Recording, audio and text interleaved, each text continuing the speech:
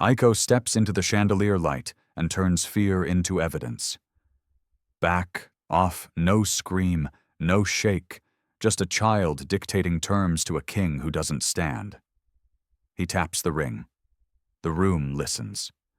The lawyer locks the doors. The ceiling starts counting down. And the enforcer everyone fears shows the one tremor he's hidden for years. What follows isn't chaos. It's clarity. Orders become audio. Power becomes public. And a city realizes who's been speaking into its walls. If this truth matters to you, join us. Subscribe and share. Crystal light fractured over gold ceilings as a small girl in a cobalt school dress stepped between linened tables and pointed a black pistol at the man in the tailored suit. Forks stopped. Wine steadied in crystal. Two men in black reached for the seated man's shoulders, but he didn't rise. He turned just enough for the chandelier to carve his jaw and the thin smile that made donors feel safe. Back. Off. Her voice wasn't loud. It didn't need to be. The words paired the ballroom to silence. A maitre d' whispered, "Please," and vanished behind a floral tower. The man at the table, Victor Calderon, blinked once, a small fault line near his temple. "Before we push this forward, tell me where you're watching from. Drop your city below, and if you're new, hit subscribe." Tonight turns on a single word, about a girl no one protected, a mother no one believed, and a king who never imagined a child could stop him. Ready? Hold your breath with the crystal. Now, rewind 30 seconds. If you're new here, welcome to the long table where we tell true feeling stories. Say hello and tell us what city is under your sky tonight, because this one will reach farther than this ballroom. We don't chase shock. We chase the moment that exposes what power hides. The title you clicked isn't a bluff. A single word can pull a thread through velvet and concrete and make the whole tapestry slip. Watch the faces near the head table. Practiced smiles, tidy tuxedos, the easy entitlement of people who think. Aiko Tazumi entered the Imperial Meridian's grand hall as if she were arriving for roll call, not walking into the nest that bought judges. Her dress was neat, the belt tie slightly uneven in a way only she would notice. In her hand, a paper swan folded from a worksheet. Inside the crease, a pressure trigger mic waited for a squeeze, wired to an uplink far above warrants. At the room's edge, a server passed with champagne. Beneath the cuff of the glove, a thin scar crossed the wrist. Reina Tazumi kept her steps even, earpiece catching Agent Marcus EY's calm murmur. 30 in. Room sweep clean. Head table confirmed. She breathed once, twice, and drifted along the mirrors. The head table glittered with heavy silver and 2 red-stained wine glasses. Calderon sat centered, spine arrow straight, tie pin aligned. Behind him stood 3 suits with watchful eyes. To his right, a lawyer in cream regarded the hall like a hawk. To his left, a bodyguard with soldier's posture kept 2 fingers on the chair back, the touch of a man who had ended lives and weighed the cost. Aiko noticed the frozen galaxies of crystal. She noticed phones half raised by guests who filmed danger when it belonged to someone else. She also noticed her hands weren't shaking. She had practiced that part. 20, EY whispered. Bluebird, you're clear. Reina turned a corner and saw her daughter step through the last row of tables. The sight stole a beat from her chest. Aiko's ponytail brushed her collar. The hem skimmed her knees. She was so small inside a room designed to make men feel enormous. Reina's tray steadied. She let the image burn without blinking. Aiko reached the head table and set the paper swan beside a place card reading V. Calderon. Her fingertip pressed once.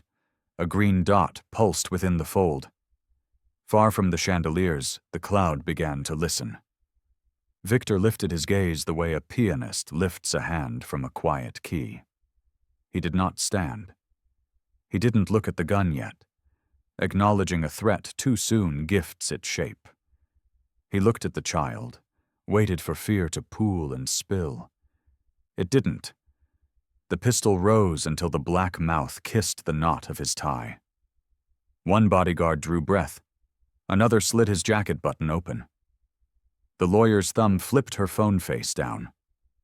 Someone at a far table laughed once, a broken sound, and the room forgot how to make noise. "Back," Aiko said. Her arm didn't waver. Calderon smiled as if a vintage had been misnamed. "Do you know who I am?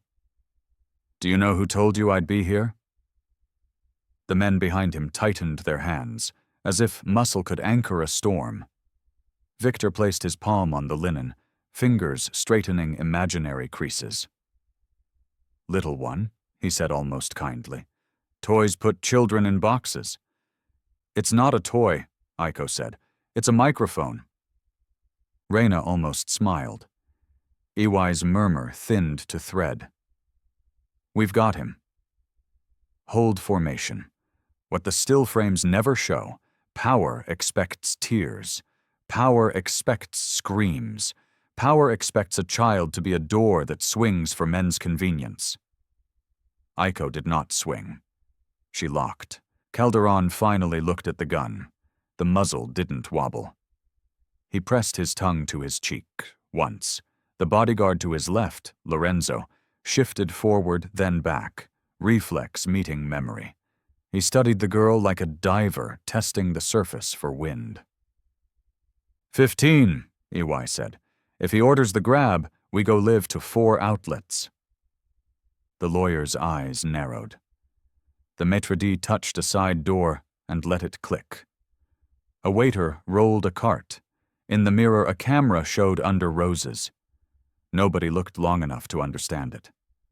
Calderon tapped his signet ring once against his glass. In another night, a simple signal. In this one, a bone conduction whisper running a private loop, now piggybacked through chandelier wiring Reyna had threaded into power that afternoon. "Back. Off," Aiko repeated, and the pistol's underjackets paused. The world shrank to the span of her arm and the square of his tie. "If you're still with us." "Good." This is the hinge. What happens next isn't about a child with a weapon. It's about whether a city finally hears the quiet people it trained itself not to hear. We're not here for blood. We're here for proof. For a sentence spoken into the wrong ring in the wrong room. 10, EY breathed. Outside, the weather shifted. Or maybe it was just the building's lungs. Reyna slid a flute onto a tray and kept Aiko within the corner of her eye, the way mothers track constellations. Victor exhaled through his nose. "Put it down," he murmured. Then, to the air, to the channel only captains knew. "Take her." The word clicked inside the paper bird. The uplink bit and held. Doors groaned as hired security moved toward the girl. Aiko did something no one planned. She took one step closer, so the muzzle almost touched silk. "You don't stand," she said softly. "So sit and listen." Whether he flinched will be debated by people who slow this clip for years. From Reyna's angle, he didn't. He smiled, small and wrong. The men behind him tightened. The lawyer's fingers curled. The chandeliers hummed with a secret finally caught.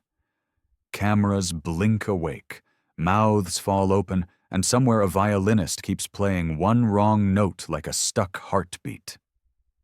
And this is where we leave the freeze frame and tell you why a child had to walk into a palace to say one forbidden word. If you're enjoying this story, don't forget to subscribe, like the video, and tell us in the comments where you're watching from. Your support helps us keep these stories alive.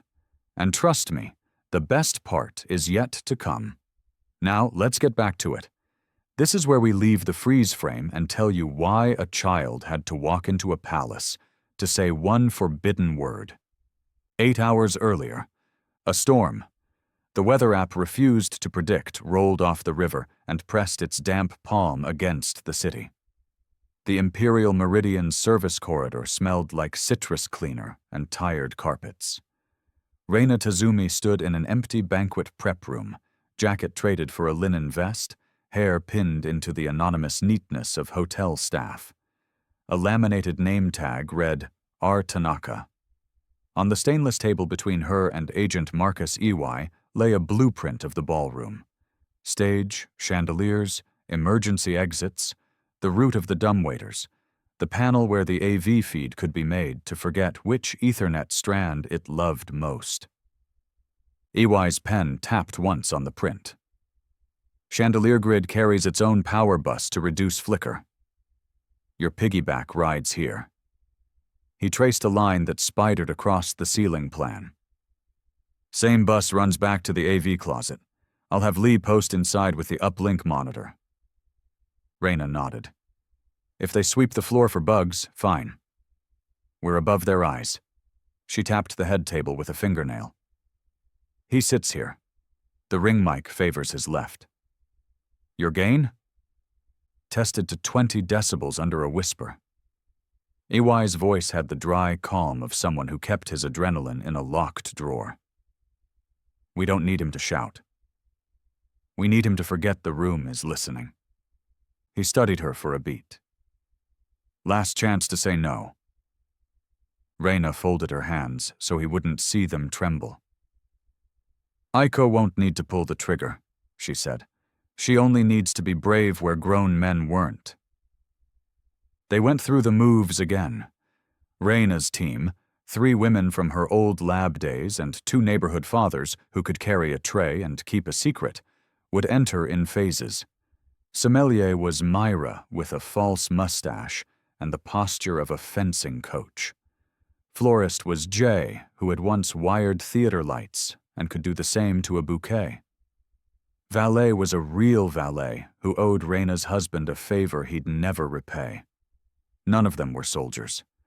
All of them had skin in the game.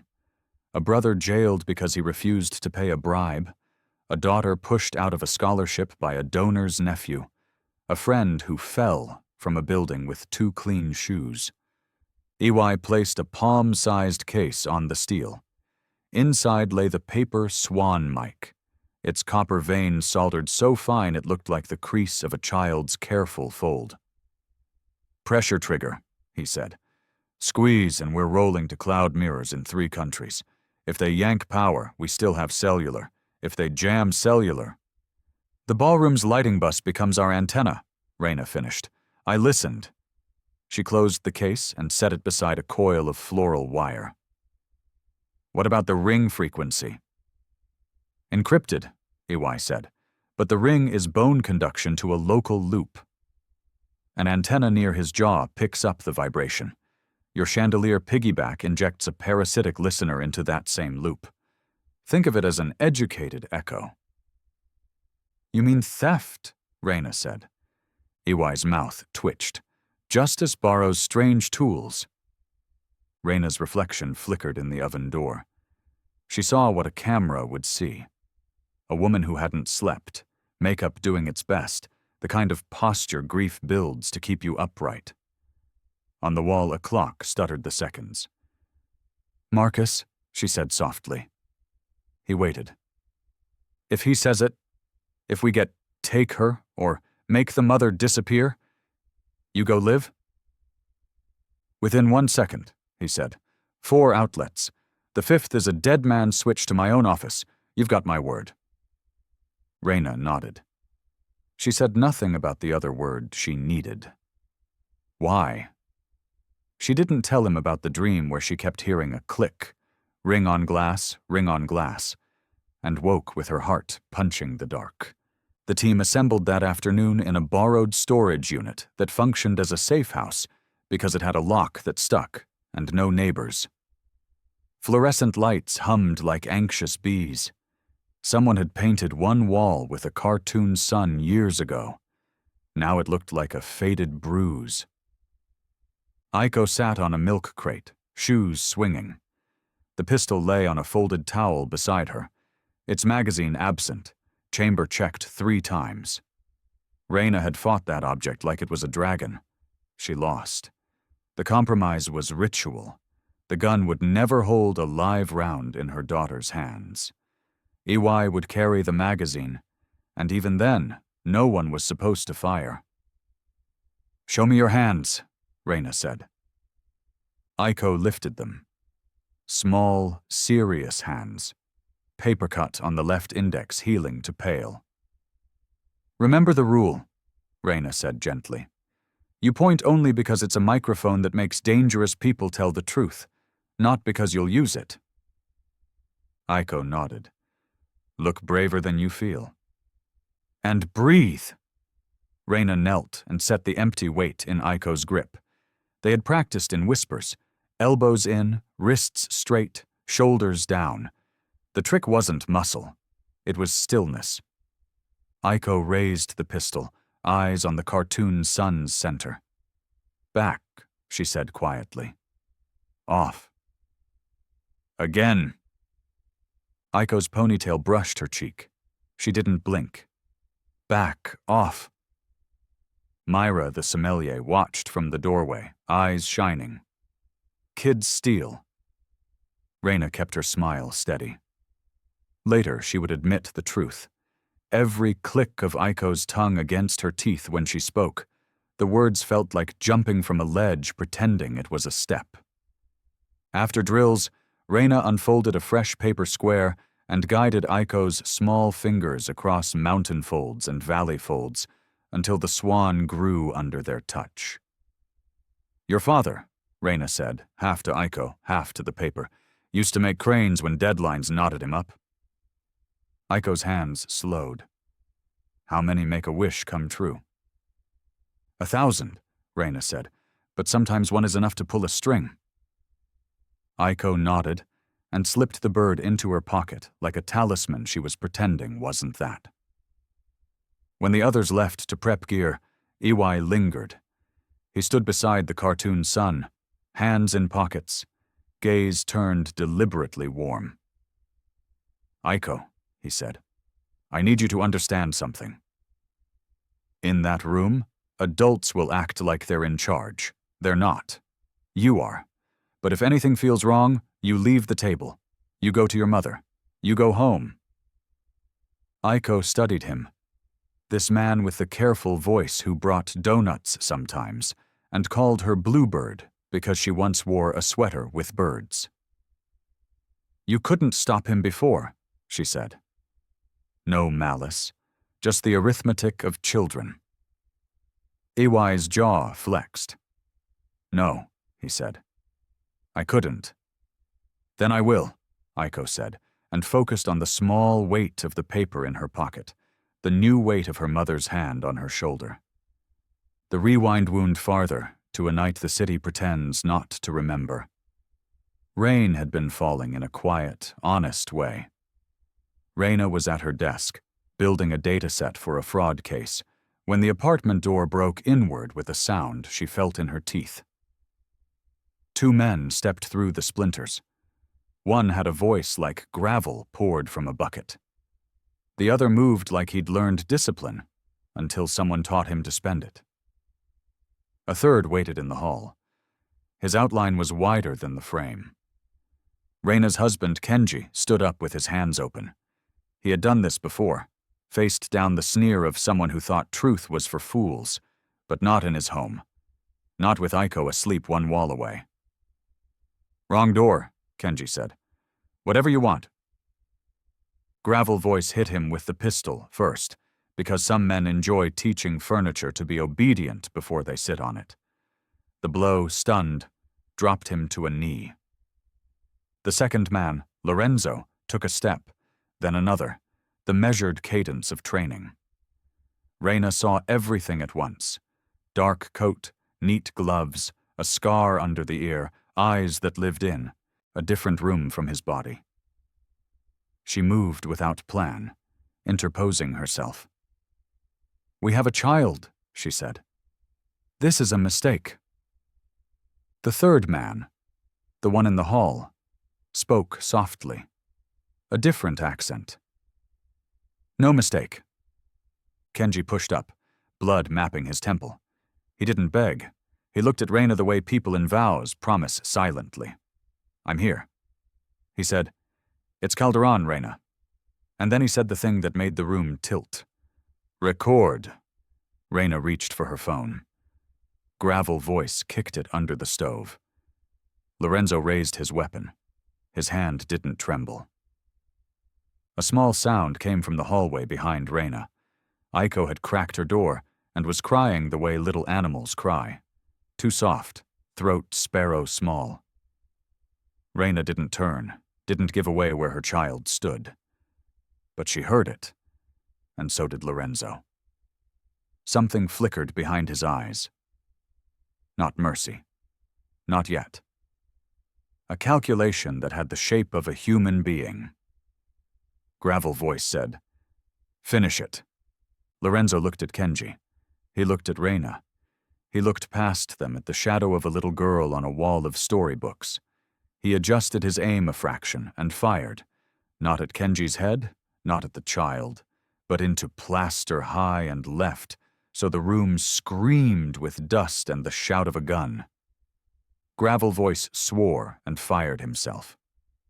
The second shot struck true. The third man said nothing. He only clicked a ring on his finger against the doorframe, once, twice, as if rewarding a dog. Reina remembered 3 things with the chemical fidelity of terror. The smell of wet wool, the way Kenji's hand reached for hers and couldn't find it, and the hesitation that lived in the bodyguard's forearm, like a bird deciding not to land. By the time the siren's false hope reached the street, the men were rain. After, when she gave statements to people who counted gunshots instead of promises, they told her no traces, no prints, no video. Only a rumor. Calderon's right hand was a man who didn't drink in public and always stood on the side of the room that let him see corridors. Lorenzo de Santos. Reina wrote the name down and circled it so hard her pen tore the page. Aiko didn't speak for 2 weeks. When she did, she asked where the sound went when the gun stopped. Reina answered the only way a mother can, when every true sentence wounds. Into a place we will make smaller. Now, 8 hours before the banquet, Reina looked over the hotel schematic one last time and marked smaller on the plan in the shape of roots, relays, and a paper bird. She passed the swan to Aiko. "When you press here," she said, "you'll be braver than anyone in that room. That doesn't mean you're not scared. It means you're choosing what your fear works for." Aiko nodded and pocketed the bird. She lifted the empty pistol, set her feet, and found stillness. "Back," she said. "Off." At the door, Iwai straightened his tie like it was armor and checked the watch he wore too tight. "We move on my mark. Reina, your eyes and ears. Bluebird." He knelt so the girl didn't have to tilt her chin so far. "You're our hinge. If anything feels wrong, you walk." Aiko thought of a stairwell, a shadow, a hand that shook. She thought of a ring clicking against wood. She thought of her father teaching her how to fold a crane and saying, "There are wishes you make with your hands." She put her small palm against Reina's ribs and felt the thrum that meant heart. "I won't swing," she said. "I'll lock." Reina kissed her hair and didn't wipe the tear. "Then we go," she said. They left the safe house into a city that pretended not to see itself, and walked towards the hotel where, 8 hours from now, Crystal would catch a child's voice and carry it like a bell. Before we continue, take a moment to subscribe and like this video. It helps more people discover stories like this one. And tell us in the comments where you're watching from. Now, take a deep breath, because what happens next will change everything. Thunder, applause. the kind that doesn't sound like celebration, but obedience. Every flashbulb in the Imperial Meridian's ballroom fired at once, bathing the marble floor in paparazzi lightning as Victor Calderon crossed the threshold. He walked like a man who believed gravity owed him rent. Tall, sharply pressed, his hair sculpted with the precision of a signature, everything about him declared control. The black suit was immaculate, the tie knife-straight, and the diamond cufflinks on his wrists glowed faintly beneath the chandeliers he personally owned shares of. A line of politicians rose to greet him. Judges shook his hand with discreet awe. CEOs leaned forward, offering smiles too wide to be genuine. The band played a polished jazz piece no one listened to. It was there only to cover the sound of power changing hands. "Good evening, Mr. Calderon." "An honor as always, sir." "You're looking unstoppable tonight." He answered each one with the same tone, a low hum of charm and warning, before taking his seat at the center table, directly beneath the grandest chandelier. The crystals above him shimmered like halos made of knives. Lorenzo de Santis stood a step behind, his black suit blending into the decor, eyes scanning the crowd like a security system with a conscience. He was large, but not bulky, his silence louder than any threat. To his left stood Beatrice Rinaldi, poised in a pearl gown, her expression polished into diplomacy. Her gaze flicked toward Calderon, then across the hall to measure potential enemies. At the far end of the ballroom, Reina Tazumi moved between tables, tray balanced with the discipline of someone who had memorized the rhythm of this performance. Her steps traced invisible geometry. Stay inside the staff route, eyes down, but never too down. She passed a senator whose hand lingered on her wrist longer than politeness allowed. She smiled anyway. Behind her teeth, she counted heartbeats. Behind her apron, the transmitter wire brushed against her ribs. "Table 3 cleared," whispered a voice in her earpiece. Myra, disguised as the sommelier. "Copy," Reina murmured. She reached the service alcove, dipped a hand into her pocket, and pressed a switch smaller than a fingernail. Above her, a ripple of static flickered through the chandelier lights. No one noticed. The signal boosters nested within each arm warmed to life. The room looked ordinary. It was now a broadcast studio. Calderon lifted his glass of Barolo and studied its color as though it were a sermon. "To prosperity," he said. His voice didn't need volume. It carried weight by habit. The toast echoed, shallow and rehearsed. A man like him never shouted. He didn't need to. One glance was a verdict. Reina saw that glance land on a rival crime boss seated 2 tables away.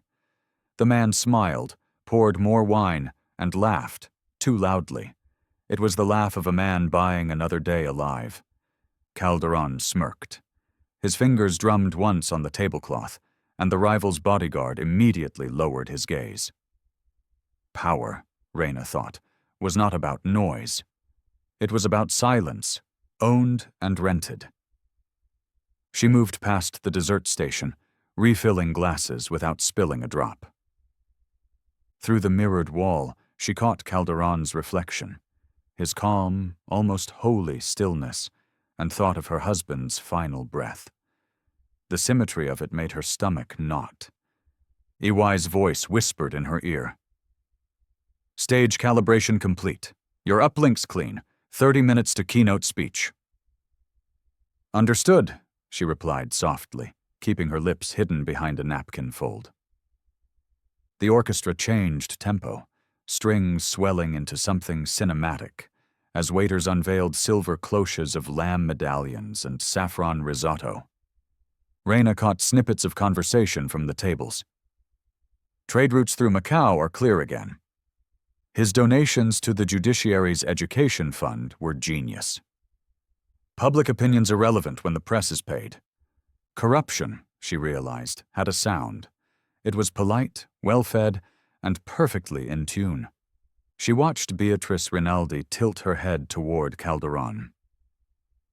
"The Tran Group proposal is ready," Beatrice said quietly, "but the board will need your assurance." Calderon's lips curved slightly. "They'll have it," he said. "After tonight." Reyna noted the exchange, mentally mapping alliances as if she were still cataloging DNA samples in a lab. Beatrice's confidence was rehearsed. Her eyes, however, flicked to the door twice in 1 minute. Something was off. At the edge of the hall, Lorenzo's gaze met Reyna's for a fleeting moment. Not suspicion, recognition. He didn't know her name, but he knew grief. In the mezzanine above, Myra adjusted the floral centerpiece directly under the chandelier's hub. "Audio confirmed," she whispered. Reyna replied, "Boost gain by 2 decibels." The boss just switched from charm to business. Down below, Calderon was entertaining the mayor of Tokyo District, a man famous for pretending he'd never met him. "You know," Calderon said, swirling his wine, "I often think of this city as a diamond. The more pressure it survives, the brighter it becomes. But even diamonds crack, unless someone decides who holds the hammer." The mayor laughed, nervous and eager. "And you hold it well, Mr. Calderon." The cameras from the local press caught only smiles. None would report the subtle nod Calderon gave to one of his aides. Reyna saw it, and so did Lorenzo. The aide exited toward the side corridor, the one that led to the service tunnels. "EY," Reyna whispered. "Movement, East Hall." "Tracking," he said. "Could be the data courier." "Stay on task." At 8:47 p.m., Calderon rose. The room hushed as if gravity had reversed. He walked to the podium, jacket buttoned, cuffs catching light like polished steel. The air itself seemed to straighten. "Ladies and gentlemen," he began, "tonight isn't about me. It's about gratitude for loyalty, partnership, and vision." Every lie came out like scripture. Reyna, standing at the edge of the room with her tray, saw the irony. Gratitude for loyalty, delivered by the man who had murdered her husband to protect it. As Calderon spoke, Lorenzo remained still behind him, scanning the audience with that soldier's intuition. One eye on exits, one on expressions. When the applause broke again, his hand brushed the side of his jacket, a reflex from years of waiting for invisible threats. Reyna caught it. The same gesture from her nightmares. A hand reaching for a gun. She slipped behind the dessert bar, ducking into the prep alcove. The signal transmitter hummed in her ear. "Myra, status?" "All boosters synced. Frequency holding at 99.6 megahertz. EY? Audio clean. The ring is live." Reyna adjusted the gain knob hidden in her apron pocket. "Good. Let's make sure when he whispers, the world hears him." She peeked back into the ballroom. Calderon was descending from the podium to a roar of applause. Beatrice Rinaldi clasped his arm, whispering something behind her smile. Reporters surged forward with cameras. His bodyguards moved like shadows, funneling him through. Lorenzo scanned the room again, briefly pausing near the dessert alcove, where Reyna stood half-hidden. His eyes met hers once more, longer this time. Recognition flared again, sharper. Then he looked away, the mask snapping back into place. Reyna's pulse quickened. Did he remember? Could he? EY's voice crackled faintly. "Everything in position. Next move is Aiko." Reyna exhaled slowly, centering herself.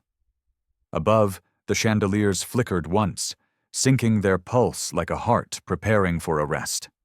Every booster hummed with captured voltage, waiting for a single phrase to turn the glittering hall into a courtroom. She set the tray down, straightened her vest, and stepped back into the glow. The devil in a suit smiled for the cameras, unaware that his own ceiling had begun to listen. And in that sea of applause, Reina Tazumi watched the man who destroyed her family take a bow beneath the lights that would record his fall. Time stretched the way light bends through glass. Slow, distorted, almost beautiful. The ballroom of the Imperial Meridian glowed in gold and crystal. Every chandelier hummed with the faint charge of hidden circuitry. Every laugh was a lie rehearsed for decades. And then, amid silk, silverware, and applause, came the sound of small shoes against marble. Aiko Tazumi walked in. She didn't belong here. Not in that blue school dress, not beneath the same chandeliers that glittered over gangsters disguised as gentlemen. She moved with impossible calm, a paper swan cradled in her hands. The guests barely noticed at first. She was small enough to be mistaken for a lost flower girl. But the guards noticed. So did Lorenzo de Santis. Behind the grand table, his eyes flicked to her instantly, a predator's reflex that didn't know what it was hunting yet. His jaw tightened. Calderon's voice continued to roll through the room, smooth as wine. We build futures with integrity and strength. Then it stopped. Because the girl had stopped. At his table, her paper swan rested on the white linen, inches from Calderon's wine glass. Back. Off. The microphone inside the origami came alive with a pulse too faint for human ears, but a wise van outside caught it like thunder. Inside the van, 3 monitors glowed blue. Agent Marcus Ewai leaned closer, headset tight against his skull. We have audio. Confirm line of sight. Myra's voice came through, hushed. Visual clear. She's at the head table. Copy. Everyone stand by, the girl's in position. Back inside, the ballroom air had frozen into something heavy, electrical. Every eye turned toward the tiny figure standing before Victor Calderon. Cameras lifted, uncertain whether they were recording a miracle or a crime. Calderon didn't stand. He simply smiled, the kind of slow, curated smile that had ruined lives in boardrooms and police stations alike. Sweetheart, he said softly, you're very brave to come here. What's your name? Aiko, she said. And who sent you, Aiko? She tilted her head, the motion small but sharp enough to cut the silence. You already know. You sent Lorenzo. The name dropped like glass. Lorenzo's hand, steady even in gunfire, twitched. Across the table, Beatrice Rinaldi's phone vibrated. She read the message lighting up her screen and exhaled slowly through her nose. The sender's name. Tran Group Control. The text was brief. Phase 1 confirmed. Proceed with lockout. Her red fingernails danced over the reply. Understood. Timing aligns with exposure. Then she looked up, eyes flicking toward the chandeliers, where Reina's hidden network was humming alive. Calderon's brow furrowed, the first hairline fracture in his composure. He turned slightly toward Lorenzo. Who is this child? The enforcer's mouth opened, then closed. The muscles in his neck jumped. He looked at the girl, at her paper swan, and saw what no one else could. A ghost. The night. The door.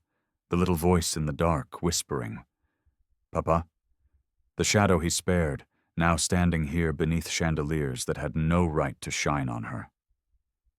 Boss, he said quietly. Answer me, Calderon snapped, and the quiet splintered. Every waiter froze. Every fork hung mid-air. Even the orchestra's violinist hesitated on a trembling note.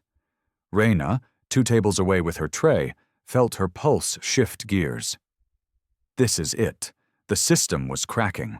The impossible man who ruled this city with calm and cruelty had just blinked. Aiko's eyes never left Lorenzo. "You came to our house," she said. "You killed my father." "But you didn't kill me." "Why?" Lorenzo's breath stuttered. The microphone caught it. The sound went up the chandeliers, through the servers, and straight into EY's van. "Jesus!" Myra whispered. "He's breaking." EY didn't answer. His gaze was fixed on the monitor. He could see the tremor in Lorenzo's hand, the same hand that had pulled a trigger years ago. "Come on," he murmured. "Say it, Calderon." "Give me the line." Calderon's jaw flexed once. "Lorenzo." "Sir?" "Remove her." There it was, the order, almost. But Reyna needed specifics. She needed him to say it fully, to command the violence that would damn him. Aiko took a single step closer to the table. "Why did you send him?" Her voice didn't crack. It climbed, soft, clean, steady. Calderon laughed, but it was the kind of laugh that cuts the air rather than fills it. "Little girl, you have no idea what you're doing." "Neither do you," Aiko said. "Not anymore." Beatrice's phone buzzed again. Lockdown engaged. Elevators sealed. She slipped it into her clutch, leaned toward Calderon, and whispered, "We may have a problem, Victor." He waved her off, eyes on the child. "Handle it." She smiled. "I already am." Reyna watched all of it. The flicker of fear in Lorenzo's eyes, the strange calm blooming behind Aiko's. The entire ballroom was a fragile ecosystem balanced on a child's breath. Then, across the floor, she saw a single thing that terrified her more than any gun. Lorenzo froze, not in defense, in guilt. She saw it, the micro-tremor in his wrist, the way his pupils widened, not at threat, but at memory. In that single moment, Reyna knew the truth. He hadn't finished the job that night. He'd hesitated. He'd spared Aiko. And that hesitation was now the loose thread in Calderon's empire. Reyna's fingers tightened around the tray. He's not the monster. He's the fracture. Outside, in the surveillance van, EY straightened. He's about to give the order. Everyone on standby. "Copy that," Myra said. The comms crackled with static, then cleared as Calderon leaned forward. He tapped his ring twice against the wine glass. Bone conduction frequency. Reyna's chandelier network caught it. The microphones sang in perfect clarity. Calderon whispered, low enough for only his inner circle to hear, "Take her."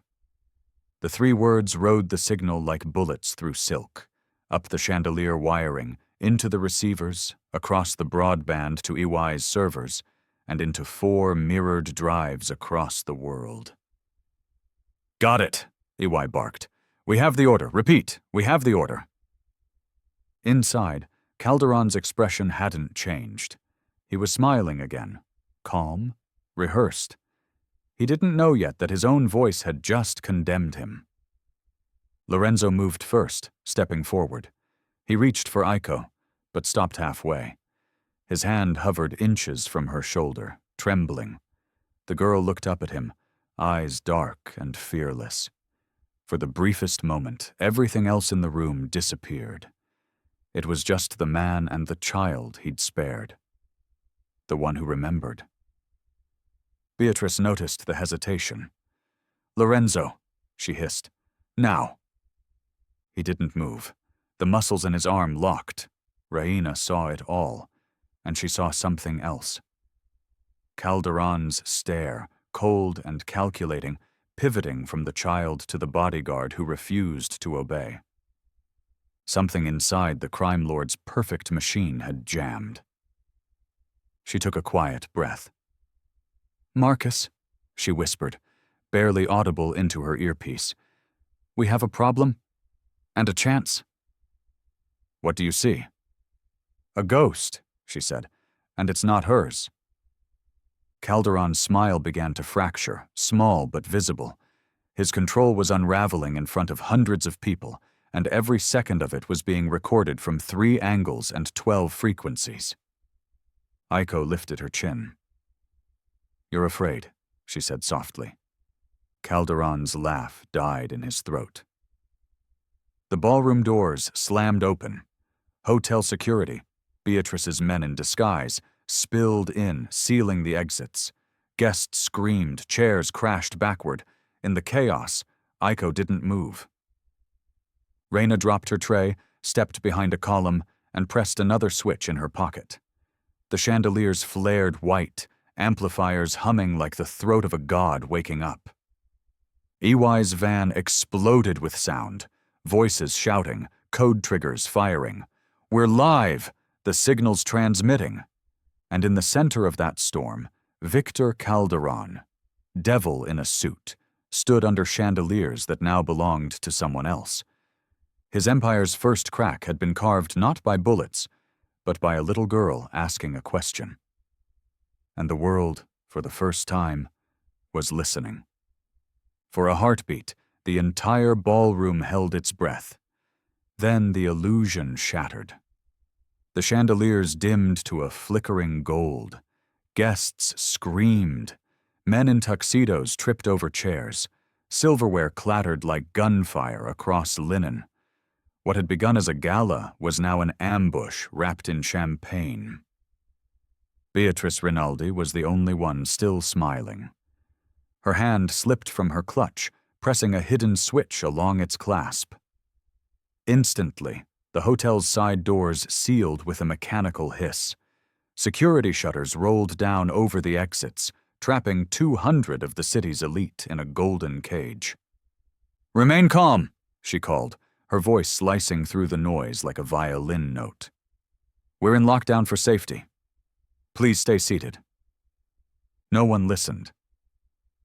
The mayor's wife fainted. A senator shoved his way toward the coat room and found it welded shut. In the corner, a violin snapped under someone's heel. Behind her poise, Beatrice's phone buzzed once. A single text blinked. "Tran Group Control. Containment confirmed. Proceed to Phase 2. She inhaled slowly, pocketed the device, and turned toward Calderon. The mob boss was already standing, his composure beginning to crack. "What the hell are you doing?" "Securing us," she said sweetly. "Your guests deserve protection." His jaw tightened. "Who authorized it?" "I did." She smiled wider. "You hired me to anticipate threats, Victor. Tonight, I am one step ahead of them." Reina, pressed against a column with her tray discarded, whispered into her earpiece. "EY, the exit's just sealed." Static answered first, then the agent's voice. "Copy. I've lost visual uplink from half the cameras. What's your status inside?" "Chaos," she said, "but Calderon hasn't noticed the recording is still active." There was a pause. "Still?" Reina froze. "What do you mean?" "Still." "Signal's weakening," EY said. "Half the feed went dark 30 seconds ago. Source shows internal interference. Someone's jamming us from inside."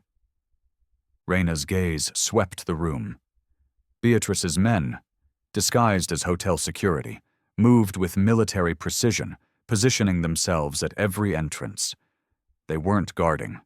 They were circling prey. "Marcus," she whispered, "this isn't Calderon's doing."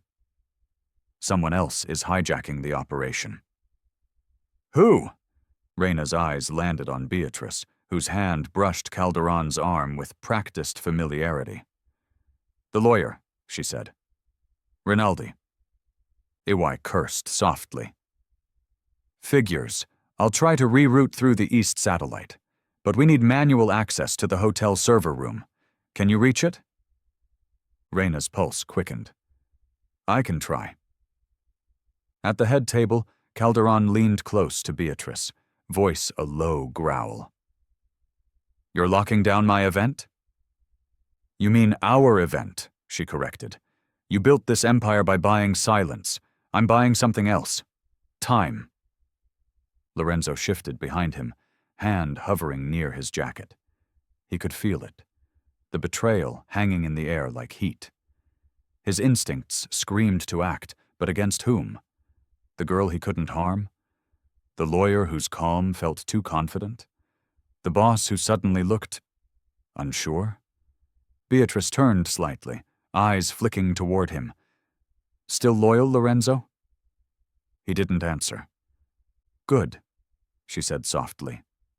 Stay that way for the next 10 minutes, and you might live to see dawn. Calderon slammed his hand on the table, wine splattering across linen like blood. Enough! Beatrice leaned in close, voice silk over steel. Do you remember Milan, Victor? 1997. My father, Emilio Rinaldi. You promised him a partnership. You left him in a warehouse with 20 bullets and called it a misunderstanding. He blinked once, recognition dawning. Her smile turned almost kind. I was 13. About Aiko's age. Lorenzo's jaw tightened. The revelation hit like a gunshot no one heard. You've been plotting this, Calderon whispered. Not plotting, she said. Building. Her voice softened, almost tender. For years I helped you launder. I built your legal fronts. I covered your bribes. I made you legitimate. And tonight you're going to give me everything. He laughed, a brittle, humorless sound. You think this is enough? A few men with badges and a closed door? Not a few, she said. All of them. As if on cue, the so-called security team drew concealed pistols from under their jackets. The panic reached fever pitch. Guests dove behind tables. Calderon's bodyguards moved instantly, pulling him back and drawing their own weapons. The room became a standoff, painted in gold and shadow. Reyna ducked behind the dessert bar, heart hammering. In her earpiece, EY's voice cut through the noise. You need to reach that server room now. If the jammer stays up, the recording's dead in 5 minutes. I'm on it, she whispered. She stripped off her apron, revealing the black comms harness beneath, and slipped through the smoke of overturned candles. Outside, the van rocked with movement as technicians scrambled. EY's fingers flew over the console, rerouting signals. The live feed showed nothing but static and gold flashes. Damn it, he muttered. They're using a localized noise field, hardware grade. She won't outrun it unless she cuts power manually. Boss, one of his analysts said, we've still got partial audio. Calderon just said, wait, he's accusing Lorenzo. EY froze. Play it. Through distortion, Calderon's voice hissed through the speakers. You let them in. You brought this girl here. Then Lorenzo's reply, quiet but shaking. No, sir, I swear it. EY's brow furrowed. He's covering for them. Or he's playing both sides, the analyst said. EY exhaled slowly. Either way, he's the only one keeping that girl alive right now. Patch me through to Reyna. I'm sending her a route overlay. Inside, Reyna reached the service corridor, a narrow hallway pulsing with emergency lights. She passed crates of wine, ducked beneath an air vent, and stopped at a steel door marked Authorized Personnel Only. A keypad glowed red. She pulled a thin wire from her pocket and jammed it into the panel. Come on, she whispered. The lock clicked open. The server room buzzed like a hive. Screens flashed with surveillance feeds, security codes, and, at the center, an unfamiliar encryption program looping in a foreign script. Tran Group's logo gleamed faintly at the bottom. Marcus, she whispered. I found the jammer. It's not Calderon's. It's Tran Group Tech. Figures, EY said. They've been shadow funding his rivals for years. Can you disable it? I can try. She traced the power cable to a junction box, yanked a fire extinguisher from the wall, and smashed it down. Sparks exploded. The room went dark. Static cleared in EY's van. The feed blinked back online. "We're live again," Myra shouted. "Audio's clean." EY allowed himself one breath of relief. "Good work, Reyna." But inside the ballroom, the chaos had only grown sharper. Beatrice was no longer pretending to control the room. She owned it. Her men had pushed the guests into corners, forming neat lines of trembling millionaires. The chandeliers flickered in alternating rhythm. Gold, silver, gold, each pulse a silent signal to her team. Calderon stood beside his chair, his calm now cracked but not gone. "You think you can take my empire," he said softly, "but you don't understand it. It's not property, it's belief." Beatrice circled him like a cat. "Belief dies faster than blood when you cut off the head." She motioned to her guards. "Secure him." Lorenzo stepped between them. "Don't," he said. "Lorenzo," she warned, "this isn't your fight." "It is now." For a moment, their eyes locked, hers sharp with vengeance, his dulled by regret. She leaned closer, whispering just for him. "You don't get to play savior, soldier. Not after what you did to her family." Lorenzo's gaze flicked toward Aiko. She stood near the toppled dessert table, clutching her mother's paper swan. The faint green light inside it still blinked, still recording. Reyna's voice crackled in the earpiece. "Marcus, we're live again. The feed's safe." "Then let it roll," EY said. And in that moment, under the fractured chandeliers, the story changed hands. The city's devils were turning on each other, lawyer, soldier, king, and the little girl caught in their crossfire was about to make them all visible. The ring began to hum. Not loud, not musical, just a vibration that crawled through the chandeliers like static made of nerves. Reyna was the first to hear it. In the server room's half-dark, she stared at the waveform dancing across the cracked monitor. The pattern wasn't noise. It was a pulse, steady, encrypted, and familiar. The ring. Calderon's ring. Every order he'd ever whispered into it was stored, compressed, and transmitted through a private loop. And now, thanks to the chandelier boosters she'd rigged, she finally had the frequency. Her fingers flew over the keyboard. "Marcus, I've got it." "The ring's channel is active." EY's voice snapped through the comms. "Confirm frequency?" 89.7 bone conduction. "Good. Lock it." "No," Reyna said, a cold clarity rising in her chest. "We don't lock it. We open it." She flipped a switch on the console. Above her, in the ballroom, the chandeliers flickered. Once, twice, and then began to strobe. The noise of panic filled the grand hall, guests shouting, security barking orders, guns clattering free of jackets. Then a new sound joined the chaos. A sharp digital tone echoing from the speakers hidden in the gilded ceiling. A countdown. 30 seconds. The screens along the ballroom walls, usually looping sponsors and charity names, flashed white, then displayed a simple line of text. "Global stream initiated. All recordings queued." Beatrice's eyes went wide. "What the hell is that?" Reyna's voice came through every speaker, calm and cold. Every order he's ever given, every bribe, every murder, every whisper he thought the world would never hear. In 30 seconds, they go public. Calderon's gaze snapped to the ceiling. "Reyna Tazumi." He said her name like a curse. Across the hall, Lorenzo took a half-step forward, unsure who to point his gun at. Beatrice laughed, sharp, delighted, unhinged. You clever bitch, she said. You just saved me the trouble. He's done. Beatrice, Calderon began, but she cut him off. You built an empire on secrets, Victor. Now you're about to drown in them. 28 seconds! Aiko stood near the toppled dessert table, unmoving. The paper swan in her hands blinked with soft green light.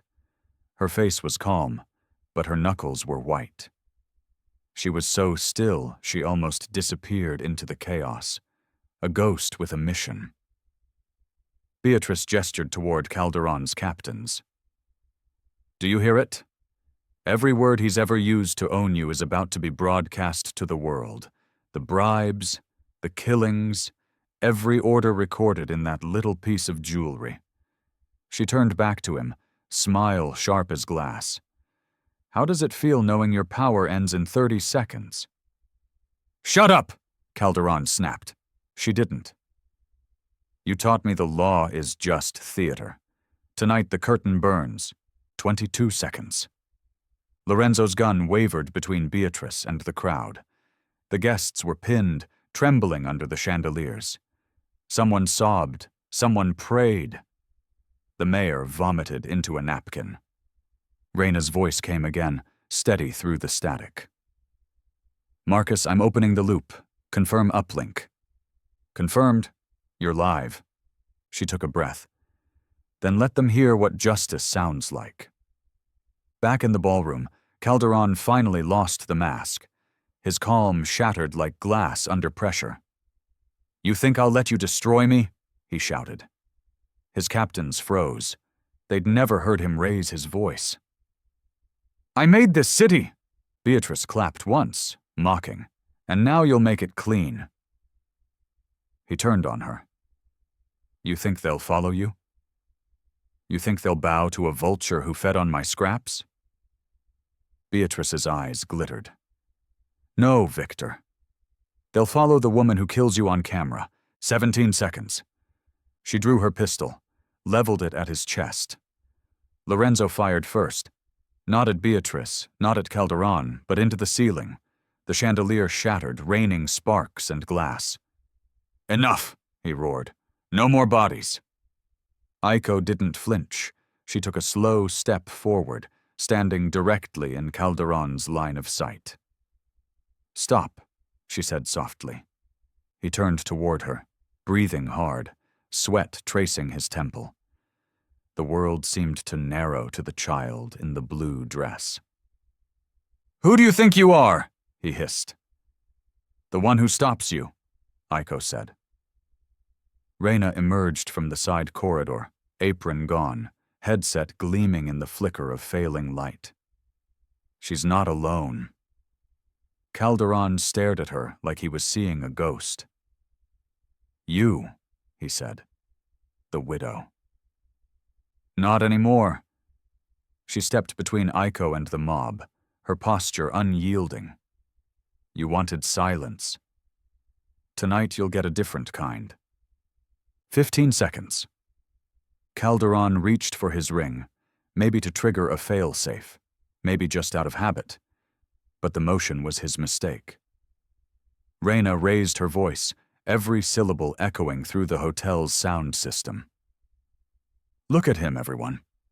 The man who thought power meant never answering for his crimes. Lorenzo lowered his gun slowly, shame thick in his breath. He gave the order, he said hoarsely, to kill her husband.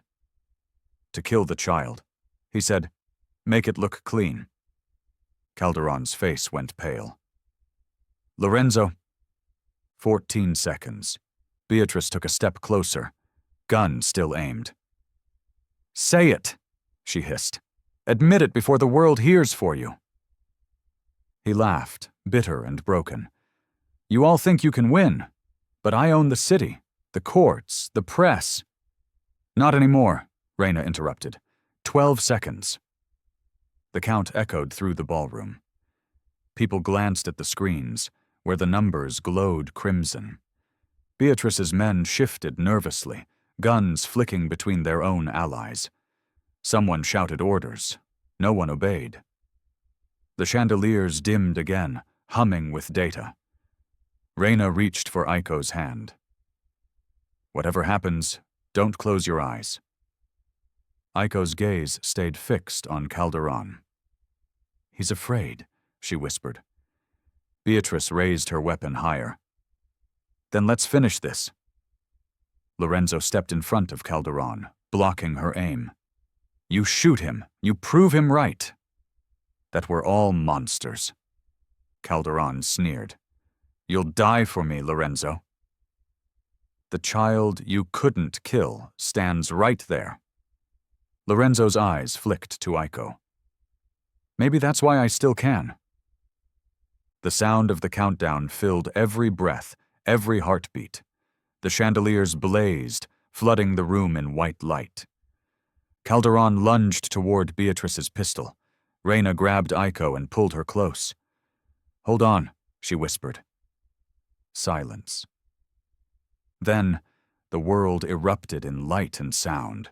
Screens burst alive with video files, thousands of them. Calderon's voice filled the ballroom. Calm, cruel, unmistakable. Handle it. Make it disappear. Take her! Gasps rippled through the crowd. Beatrice's face went white. Calderon staggered back, the truth devouring him faster than any bullet could. Reyna's voice broke the noise. You wanted control, she said. Now you've lost it. To the truth. To us. In that moment, every story, the widow's revenge, the lawyer's coup, the soldier's guilt, the child's defiance, collapsed into a single rhythm. The sound of the countdown fading into applause from a world finally watching. And as the last number vanished from the screen, the chandeliers pulsed one final time, like the heartbeat of a city remembering what justice was supposed to sound like. The gunfire never came. Only the echo of breathing, the stunned silence after truth detonates louder than bullets. Smoke curled beneath the chandeliers. The screen still played fragments of Calderon's voice, looping like ghosts. Take her. Make it disappear. Do it clean. Each phrase hit the room like a hammer against bone. Then, suddenly, another sound broke through, metal scraping marble. Lorenzo DeSantis dropped his weapon at Calderon's feet. Everyone froze. I was the one, he said. His voice was gravel, worn thin by years of loyalty that had finally turned to rot. The hit on the journalist, the man with the blue door on Shinju Street, that was me. Reyna's eyes widened. Aiko's hand tightened around her mother's wrist. Calderon's mouth curled, half fury, half disbelief. What the hell are you doing? Lorenzo met his gaze. Finishing what you started, sir. The truth.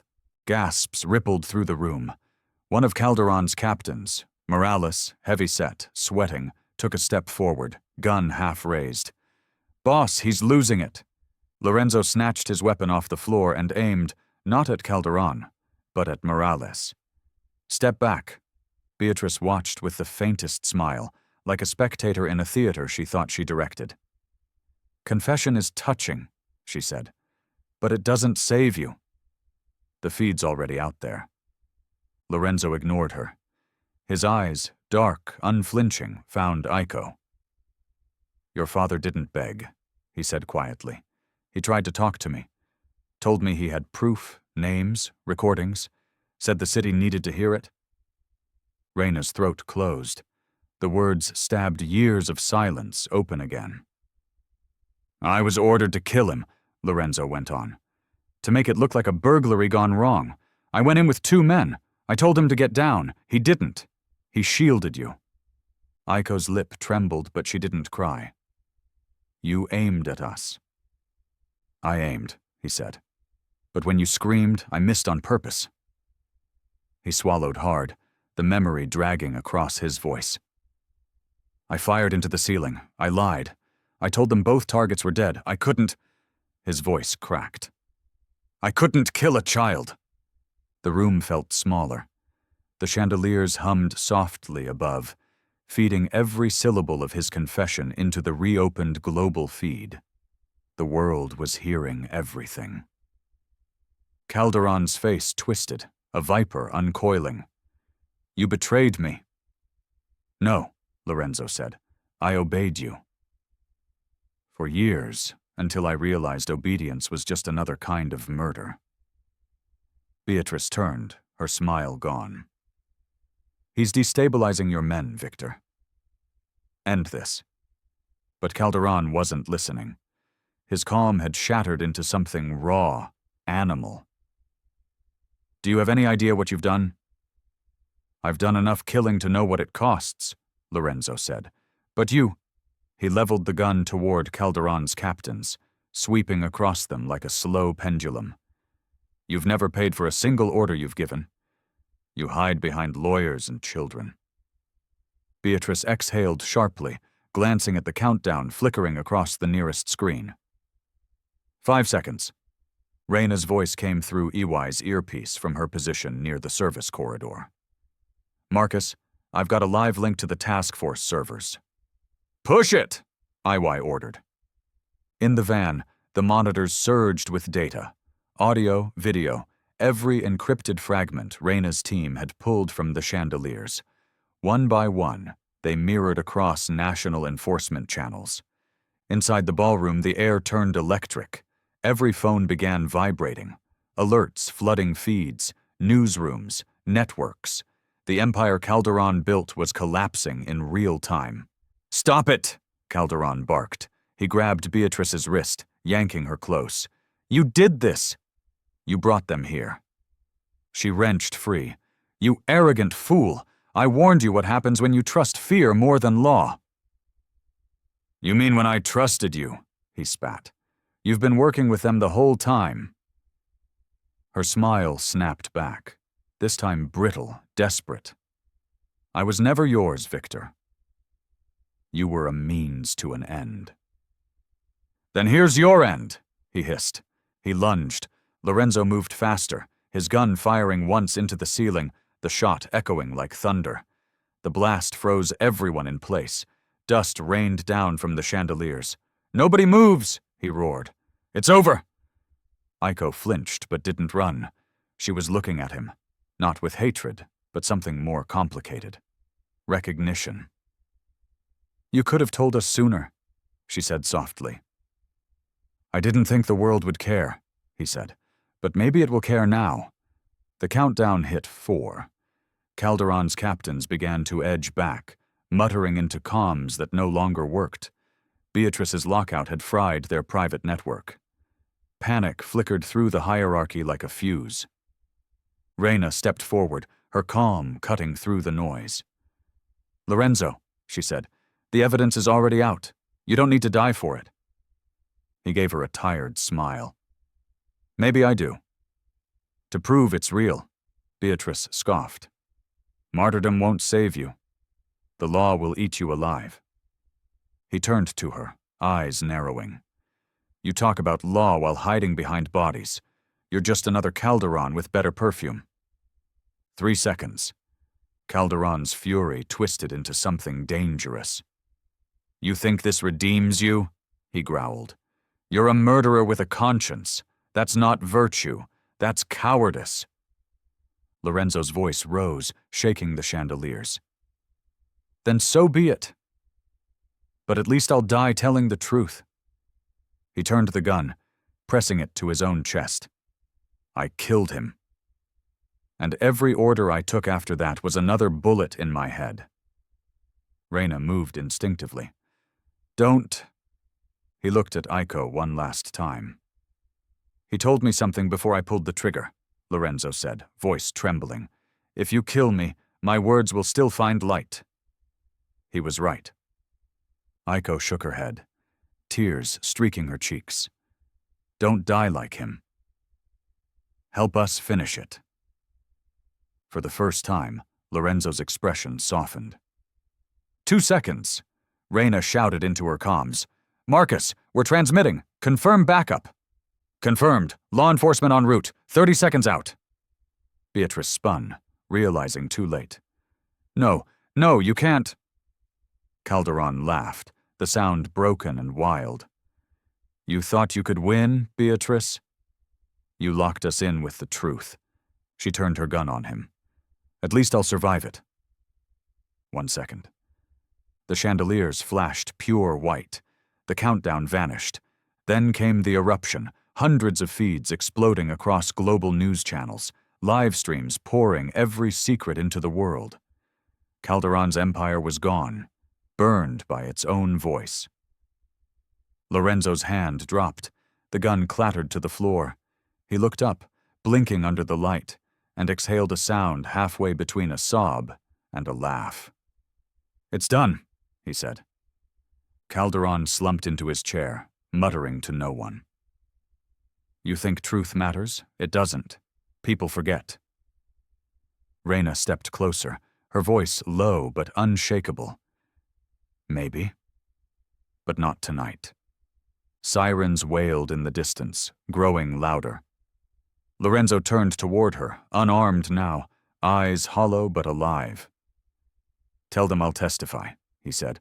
I'll name every man. Every deal. Reyna nodded. You'll do more than that. You'll finish what her father started. He nodded once, then knelt as the first wave of armed officers crashed through the doors. The ballroom, once a cathedral of power, now looked like a war zone. Glass everywhere, petals trampled, the chandeliers flickering above as if exhaling the last breath of a dying empire. In the middle of it stood Aiko, her small hand wrapped around her mother's. Watching as justice, at last, began to sound like sirens and the beating of her own heart. The sirens were close now, echoing through the marble corridors of the Imperial Meridian like the heartbeat of a city finally waking up. But inside the banquet hall, time seemed to stand still again. Smoke hung heavy in the air. Aiko stood in the middle of the chaos, a tiny silhouette framed by shattered chandeliers and overturned tables. The pistol, cold, heavy, and far too big for her hands, gleamed beneath the strobe of blue and gold light. Reyna's voice trembled behind her. Aiko, this is your choice. The words didn't sound like an order. They sounded like permission to stop, to breathe, to choose something other than hate. Calderon was on one knee, blood sliding down from his temple in a slow crimson line. He still had that look of impossible arrogance, even as his empire burned around him. You think this ends with me? He rasped. You think truth makes a difference? Beatrice was already moving. The lawyer's silk gown was torn, her face pale and furious. She darted toward Calderon's hand, the hand still wearing the ring. Don't let her! Reyna shouted. But Lorenzo was faster. He lunged, catching Beatrice by the wrist, twisting hard. The ring glinted between them, the symbol of every secret in the city. She hissed like an animal. Let go, you traitor! I was loyal, Lorenzo said through gritted teeth. To the wrong king. He slammed her hand against the edge of the table. The ring snapped free, clattering across the marble. For one suspended second, it rolled between them, catching the light of 100 dying bulbs, then came to rest at Aiko's feet. Everyone froze. Even the sirens outside seemed to fall silent. Calderon raised his head slowly, blood streaking his cheek. His voice was quieter now, almost human. Go on, little one. Pick it up. Finish your father's war. Aiko looked down at the ring, then at the gun trembling in her hand. Her voice was small but steady. No, I'm finishing yours. She nudged the ring toward him with her shoe. Say it. He frowned, confused. What? The phrase, Reyna said, stepping closer, tears streaking through soot on her face. Say the words that end every operation you ever ordered. The ones only you can give. Calderon's eyes darkened. You can't command me. You've commanded death for years, Reyna said softly.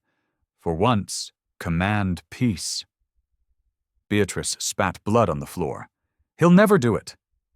Say it, Aiko repeated, louder this time, or the world will know you died too afraid to stop it. Calderon's composure wavered. For the first time that night, his mask cracked. Not from pain, but from something that looked dangerously close to fear. His gaze shifted to the ring, then to Lorenzo, who stood behind him like a ghost of his own sins. You want the truth? He whispered. Fine. You'll drown in it. He reached for the ring, his fingers trembling. Reyna's breath caught. Beatrice lunged again, shrieking, Don't let him! But Lorenzo held her back with one arm, gun aimed at her chest. Calderon slipped the ring onto his finger. For a moment, nothing happened. Then a low tone pulsed through the speakers, a signal handshake reconnecting. The chandeliers flickered alive again, each light brightening in sequence until the room was blazing white. Aiko raised the gun slightly, her voice barely above a whisper. Say it.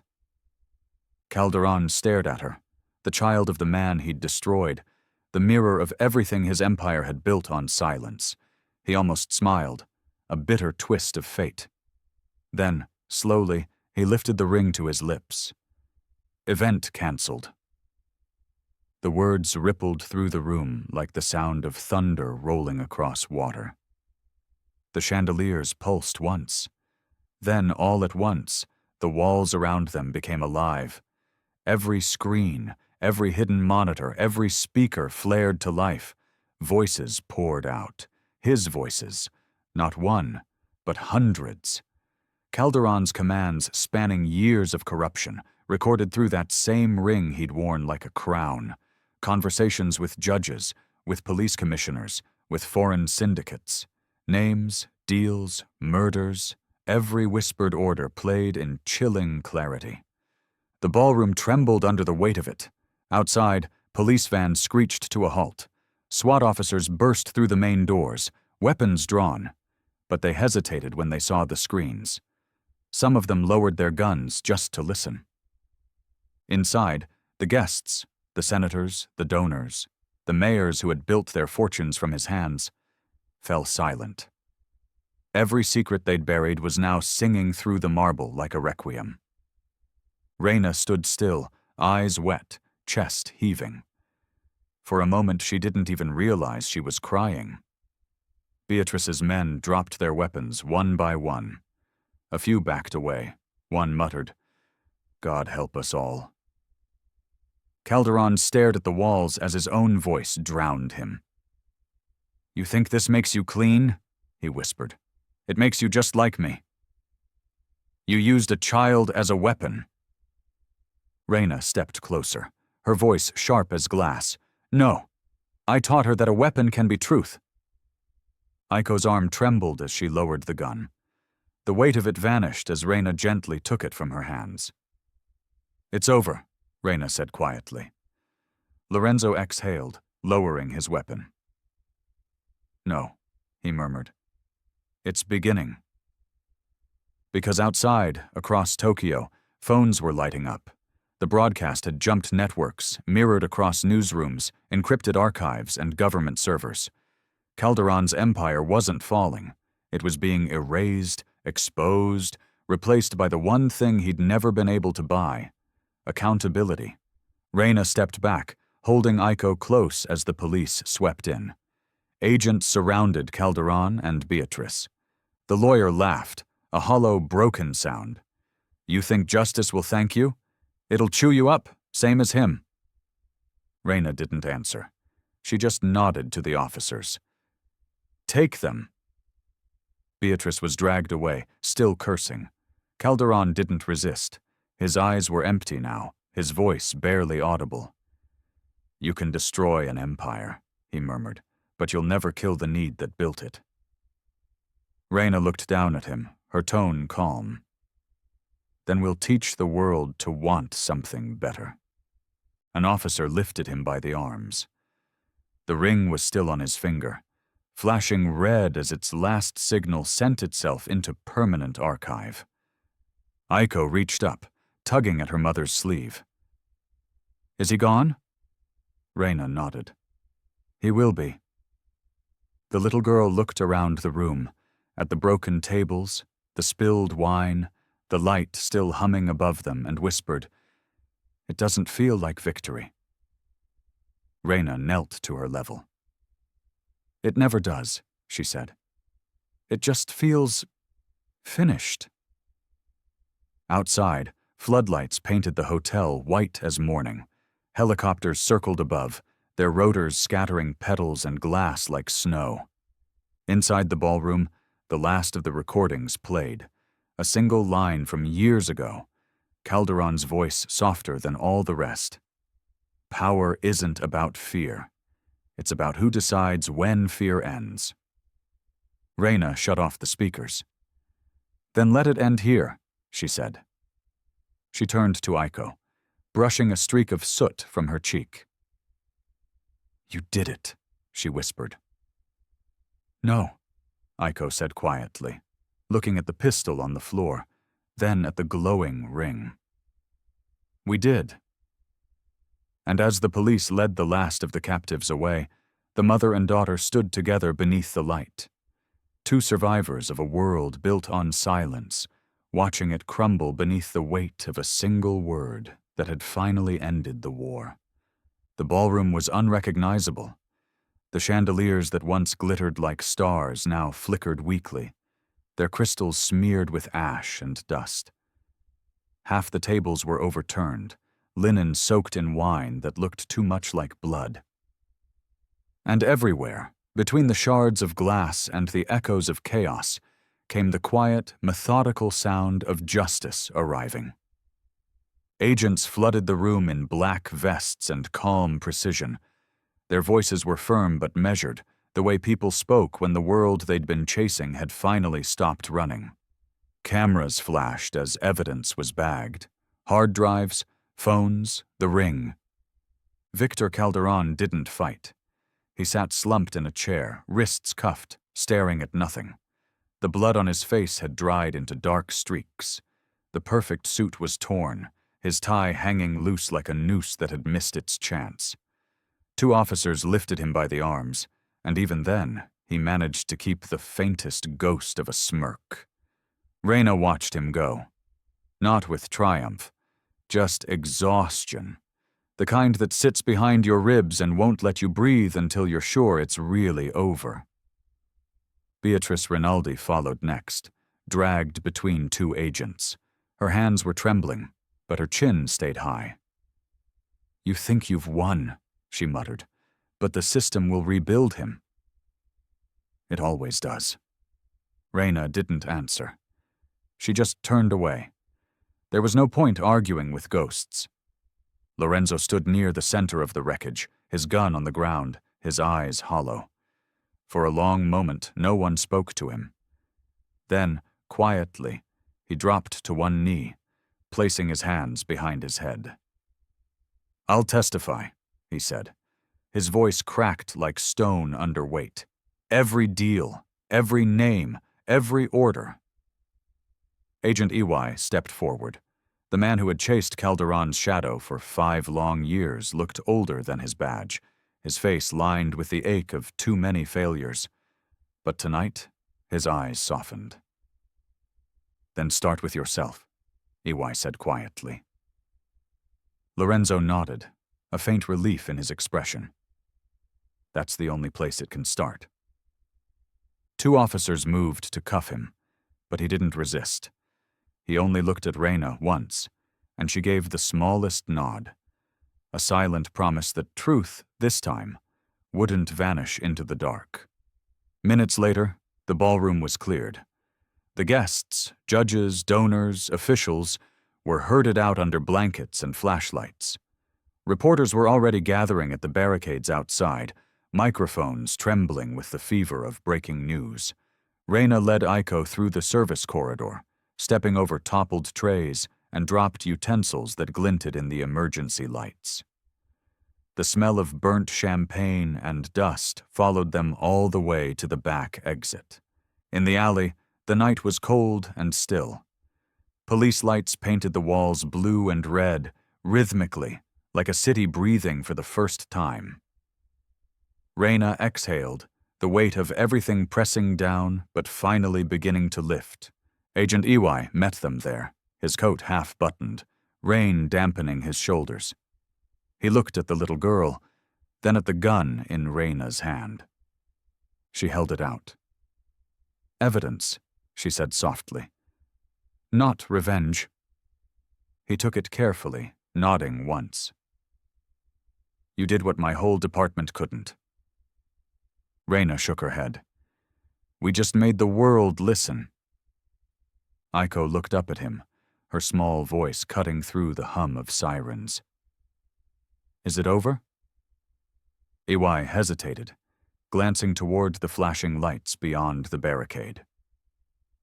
"For the world?" "Not yet." Reyna knelt beside her daughter, brushing a smudge from her cheek. "But for us," she whispered. "Yes." Aiko leaned into her mother's shoulder, silent for a long time. Then she said, "He didn't say sorry." "No," Reyna said. "Men like him don't. But the world will remember what he did." They stood there for a while, watching as the agents loaded the last of the evidence vans, as Calderon disappeared into the flood of police vehicles, like a nightmare dissolving into dawn. When the first drops of rain began to fall, Reyna finally took her daughter's hand. "Come on," she said. "Let's go home." Morning broke over Tokyo in pale, forgiving light.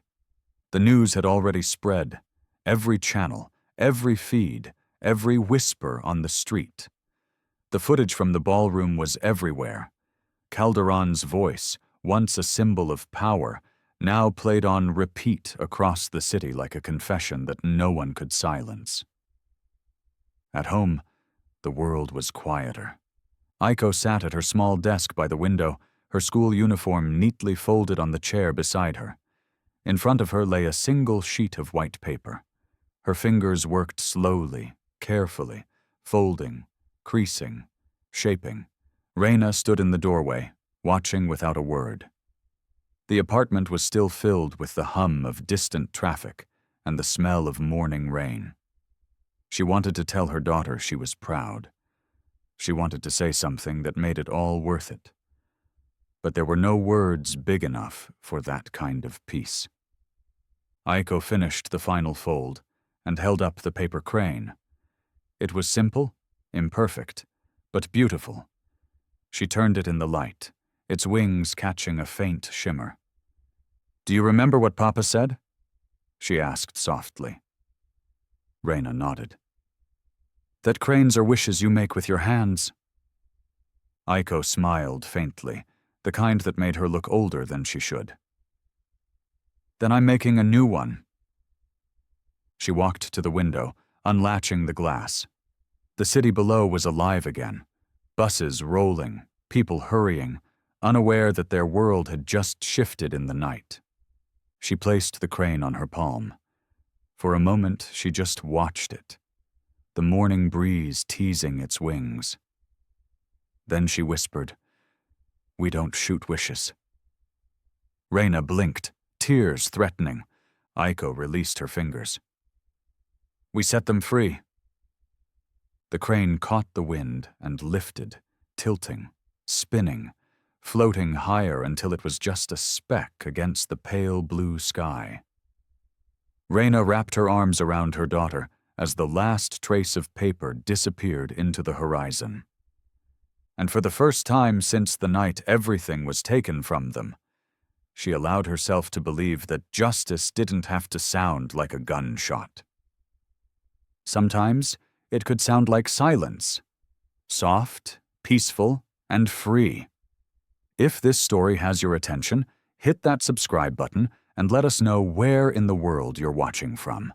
Every story we tell connects the past to the present, and we'd love to have you with us for the next one.